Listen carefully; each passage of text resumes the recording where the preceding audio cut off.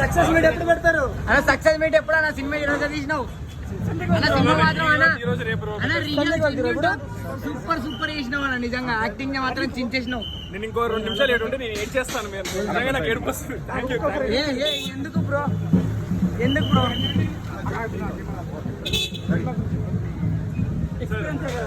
Audience అక్కడ అందరూ బాగా అరుస్తారు. వాళ్ళు అడిగింది నేను చెప్తే మళ్ళీ ఆల్రెడీ యాటిట్యూడ్ అంటారు, తప్ప అంటారు.